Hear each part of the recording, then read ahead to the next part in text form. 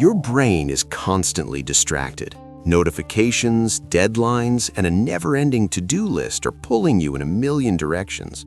But what if there was an ancient approach to quiet the noise, bring your mind into laser-sharp focus, and finally start achieving your goals? In this video, I'll show you how to apply the Lotus Method, rooted in Eastern philosophy, to transform your scattered thoughts into a calm, clear, and focused mindset. Miss this, and you might never break free from distraction. But watch through and change your life starting now. Michael is full of potential, much like you. He has big dreams and clear goals. He wants to get fit, excel in his career, and improve his personal life. But every time he tries to take action, something holds him back. It's not that Michael lacks motivation. He watches motivational videos, listens to podcasts, and reads about self-improvement. But despite all of that, his mind resists when it's time to act. He finds himself scrolling through his phone instead of working on his goals. Every time he plans to start something important, his mind pulls him towards something more comfortable, something easier. He's stuck in a cycle of procrastination and self-doubt. And the worst part is, he knows exactly what's happening, but can't seem to break free. This isn't just a Michael problem, it's a universal one. It's the mind's way of avoiding discomfort. Every time we face a challenge that feels demanding or unfamiliar, the mind seeks comfort and distractions, social media, games, even daydreaming. Michael feels like he's battling himself, and no matter how much motivational content he consumes, it never lasts. He's starting to realize he needs something deeper, something more grounded than fleeting motivation. In Eastern philosophy, the mind is often compared to a wild monkey, jumping from one thought or distraction to the next, avoiding anything that feels uncomfortable or difficult. The Buddha once said, "Your worst enemy cannot harm you as much as your own unguarded thoughts." This is exactly what's happening to Michael. His own mind is sabotaging him. His thoughts constantly pull him away from what he truly wants, towards what feels comfortable in the moment. The ancient monks understood this battle and developed methods to tame the mind, bringing it into focus, clarity, and calmness. What Michael is experiencing is the human condition. The mind, by nature, resists challenges. It prefers safety and familiarity. But Eastern teachings, especially those that influence the Lotus Method, show us that this resistance is not something to fight against with brute force. Instead, the first step is awareness. The mind resists because it seeks to protect us from discomfort, but it's possible to shift this dynamic. Awareness is key. Once Michael becomes aware that his mind is naturally wired to avoid discomfort, he can stop being so harsh on himself. This is the first lesson in the Lotus Method. Before trying to change the mind, you have to understand it. For Michael, the battle is clear. His mind is resisting because it's wired to do so, but now he sees that the first step is not to fight his mind or force it to behave differently. It's about awareness. When Michael becomes aware of his mind's resistance, he stops trying to bulldoze through it and instead acknowledges the role his mind plays in protecting him from discomfort. But rather than give in to those protective tendencies, Michael learns to observe them without judgment. This is a core principle of the Lotus Method. Before you can change your thoughts, you must first become aware of them. Awareness is only the first step. Now that Michael has seen his mind for what it is, how does he move forward? The next phase of the Lotus Method teaches him how to release the grip of resistance and find harmony in effort. Michael realizes that his old methods, forcing himself to work harder, pushing through resistance, aren't working. So he starts looking for deeper wisdom. That's when he stumbles upon the teachings of Lao Tzu, the ancient philosopher of Taoism. Lao Tzu speaks about Wu Wei, the concept of non-resistance, the art of moving with life instead of fighting against it. One of Lao Tzu's teachings resonates deeply with Michael. By letting it go, it all gets done. This confuses him at first. How can letting go lead to accomplishing things? But the more he reflects on it, the more he understands that maybe the reason he's been struggling so much is because he's been fighting against life, against his own nature. Michael starts to wonder, what if doing hard things wasn't about sheer force? What if there was a way to approach his challenges that didn't feel like constant resistance? The Lotus Method, rooted in this ancient Taoist philosophy, suggests that maybe the solution isn't to fight harder, but to stop fighting altogether, to find the natural flow within the effort. Wu Wei teaches something that feels counterintuitive in today's world, that by going with the flow of life rather than resisting it, we can actually accomplish more. It's not about giving up or being passive, it's about moving in harmony with life's natural rhythms. When we push too hard, life pushes back, but when we align ourselves with life's current, we move forward with less effort. Michael begins to see that his constant battle to push his mind to work harder only makes it fight back. By embracing this ancient Taoist wisdom, he realizes that it's possible to work on difficult tasks without resisting them. Instead of viewing hard tasks as enemies, he starts seeing them as part of the flow. Michael starts applying Wu Wei in his life.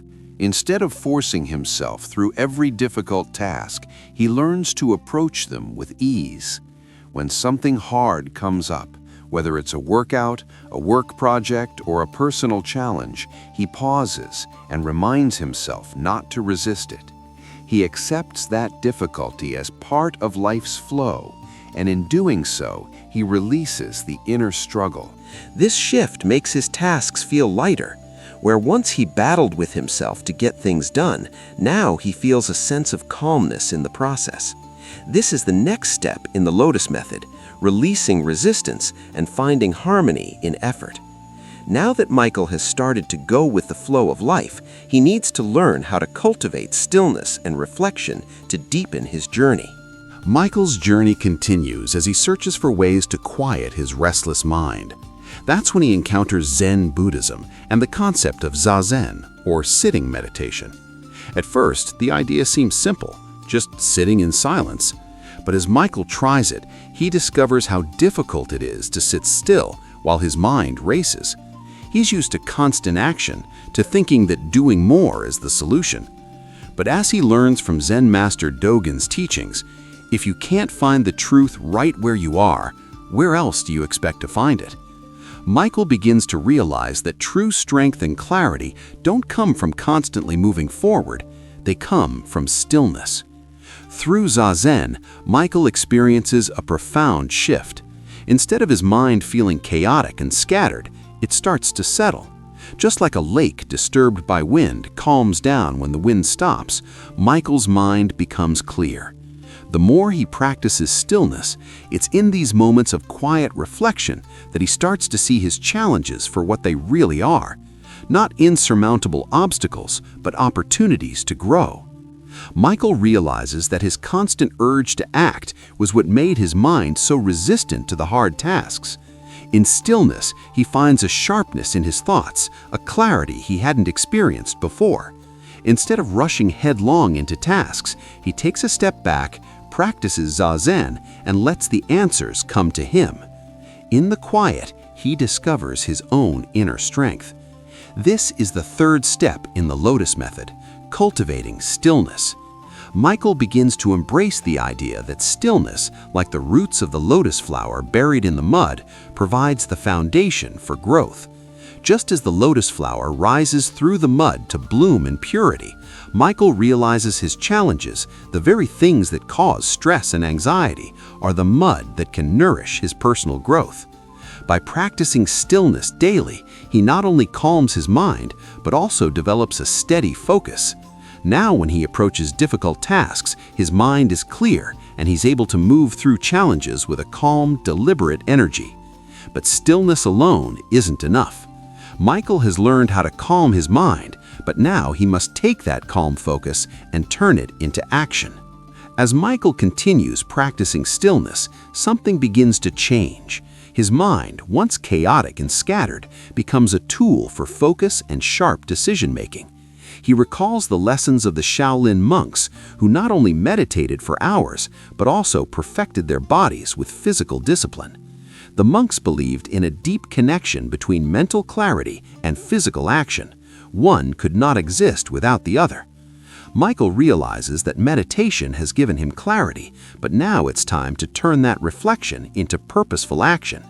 Much like the Shaolin monks who applied their inner calm to their movements in martial arts, Michael starts to see his life tasks like a Shaolin monk would approach their training, with precision, purpose, and patience. Every task, no matter how small, deserves focus. He understands that he doesn't need to take on everything at once. Instead, he can channel his newfound clarity into one action at a time. The Shaolin monks teach that true mastery is the harmony between the mind and body. If the mind is still, the body can act with intention. But if the mind is chaotic, the body's actions are also disordered. In the same way, Michael learns that his stillness needs to translate into focused, intentional action. Meditation without action leads to stagnation, and action without reflection leads to burnout. The key is balance. The monk's wisdom shows him that when both are aligned, he can achieve more than he ever thought possible without feeling overwhelmed. The fourth step in the Lotus Method is action with intention. Michael realizes that his ability to succeed doesn't come from doing 100 things at once. It comes from doing one thing at a time with his full attention. As he approaches his work, relationships, and personal projects with this singular focus, giving each task his full energy and clarity, as a result, he finds that the hard tasks he once dreaded now seem manageable, and he moves through them with calm determination. Michael is no longer scattered. He's precise, like a Shaolin monk practicing a kata with deliberate, mindful movements. But even with focus and intention, there's one more essential piece to the puzzle. Michael has been making steady progress. He's learned to calm his mind through stillness and reflection, and he's started to turn that clarity into intentional action. But as the days go by, he finds himself growing impatient. Despite his focus and effort, the results aren't coming as quickly as he hoped. The frustration builds, and Michael begins to wonder if he's doing something wrong. That's when he remembers the teachings of the Eastern monks, who often spoke about the lotus flower. The lotus grows slowly, pushing its way through the thick mud beneath the surface before it blooms into something beautiful. The monks teach that the beauty of the lotus is in its patience. It doesn't rush the process. It blooms when it's ready. Michael realizes that just like the lotus, he needs to practice patience. The progress may be slow, but rushing it will only create resistance. Michael learns to embrace the gradual nature of the journey. By letting go of his impatience, he finds that he is more at peace with his progress. Like the lotus flower, he knows that his bloom will come, but it will happen in its own time. The art of patience becomes his final lesson in mastering the mind, and with it, he feels a sense of calm that he had never experienced. So where are you on this journey? Are you resisting, or are you ready to embrace the Lotus Method? Start with one step, whether it's practicing stillness, applying more intentional focus, or learning to be patient with yourself. Your growth will come, but it will unfold in its own time. If this video gave you some insight, don't forget to hit that subscribe button, and let's continue this journey of mastering the mind together.